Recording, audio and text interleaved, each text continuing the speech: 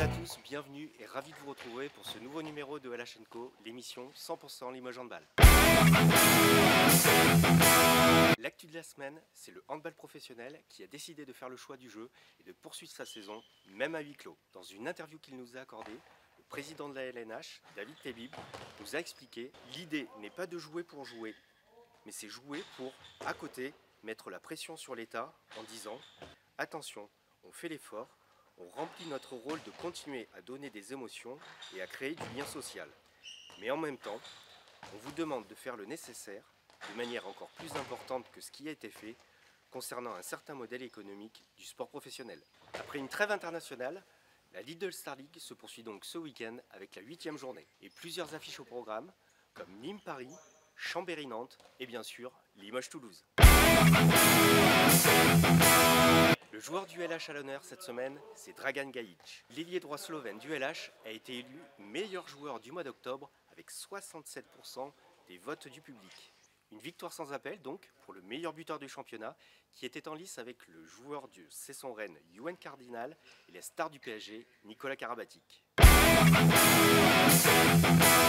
Le chiffre du jour, c'est 22, c'est-à-dire l'écart au score lors de la défaite du LH à Paris il y a 2 semaines. Battus 42-20, les Limougeaux n'ont tout simplement pas existé dans la capitale et ont enregistré la plus grosse déconvenue du championnat depuis le début de la saison. Après avoir montré une image peu reluisante devant les caméras de beIN Sport, les hommes de Tariq Ayatoun doivent donc clairement se reprendre ce vendredi face à Toulouse.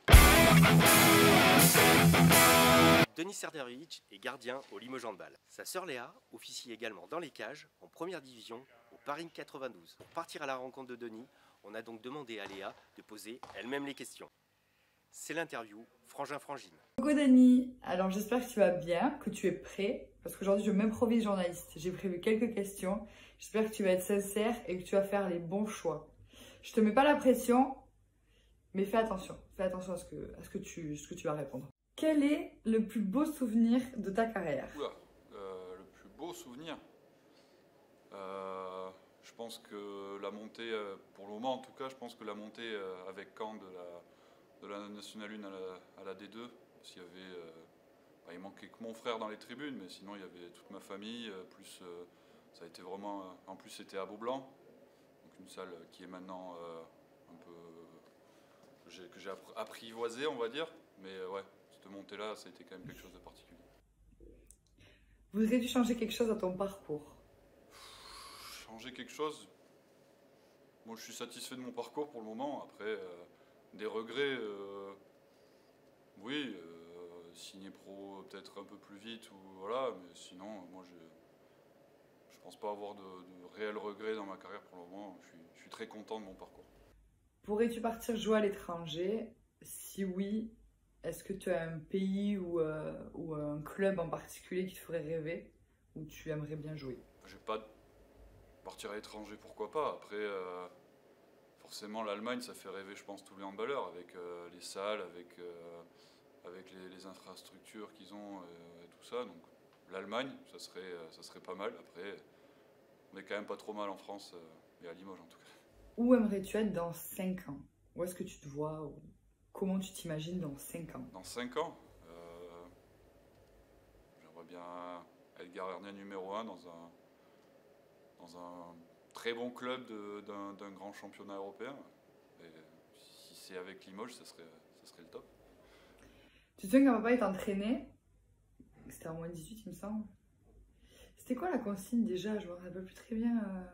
Qui te donnait sur les tirs à l'aile? C'était simple, clair, précis, comme mon père en général. C'est si tu sautes, tu rentres à la maison. Voilà. Maintenant, j'aimerais rétablir des vérités. Qui est ta vraie princesse? Entre Maud, Aria, Stitch. tes petites sœurs, donc Emma et moi, ou Stitch? J'aimerais que tu fasses un choix aujourd'hui. C'est le moment. C'est le moment ou jamais.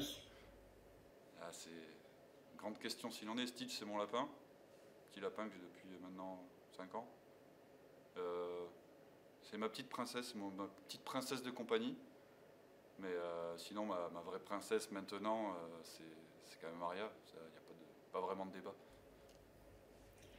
J'ai eu M tout à l'heure au téléphone, donc ma soeur jumelle, sa petite soeur. Elle demande si tu tires son nom au cadeau pour Noël, tu vas lui offrir quoi? Voilà, je place ça ici comme ça, Voilà, c'était le moment de poser cette question. Vous en avez des questions cons, vous, quand même? Non, je sais pas ce que je veux moi-même pour Noël, déjà, donc... non, je sais pas. Ce sera comme chaque année, la dernière minute.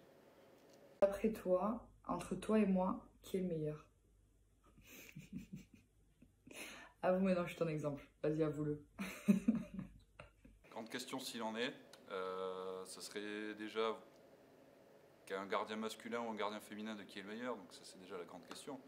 Mais non, je vais te laisser. Je pense que tu es au-dessus, tu es plus jeune, tu as de meilleurs stats. Donc bon, il n'y a pas grand-chose à dire. Je pense que tu es largement au-dessus de moi. Mais... Je vais encore te faire un choix. Papa et maman ou ton père et ta mère?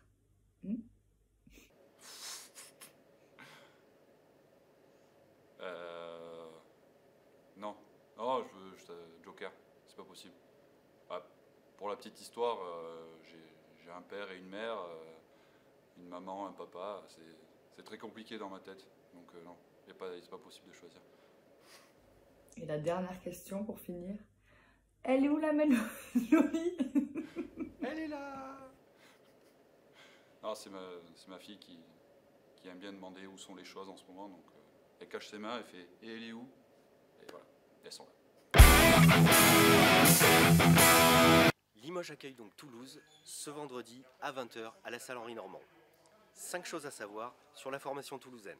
Le Phoenix a terminé 5e l'an passé de Lidl Sarli. Cette saison, son entame de championnat est beaucoup plus compliquée. Les Toulousains comptent déjà 4 défaites en 6 matchs joués et sont 10e au classement. Avec 26 buts inscrits en moyenne par match, le Phoenix possède la 3e attaque du championnat. Il affiche en revanche la 14e meilleure défense, juste devant Limoges. Toulouse est l'équipe la plus sanctionnée de Lidl Sarli. Depuis le début de la saison, Toulouse compte plus de 5 exclusions pour 2 minutes par rencontre. Cornaqué par l'ancien Barjot, Philippe Gardan, l'équipe toulousaine a perdu à l'intersaison son meilleur joueur, l'ailier droit espagnol Ferran Solé. 13e budget de l'élite, le Phoenix s'appuie aujourd'hui sur de nombreux jeunes, mais aussi des garçons expérimentés. Il y a le gardien Jeff Letens, les ailiers Nemanja Ilić et Pierre Schell, l'arrière gauche Lucas Okolic et le demi-centre de poche Luc Sainz. Enfin, il y a 2 mois, pour son dernier match amical avant le début du championnat, Limoges s'est imposé face à Toulouse 30-29. Emmené par un Dragan Gaïch de gala, avec 13 réalisations et auteur du but vainqueur à 10 secondes de la sirène, Limoges avait réalisé une prestation très solide et affiché beaucoup de caractère. Voilà, LHNCO, c'est fini pour cette semaine. On vous donne rendez-vous ce vendredi sur lepopulaire.fr à partir de 20 h pour suivre en direct la rencontre entre Limoges et Toulouse. Et on vous dit à très vite pour un nouveau numéro.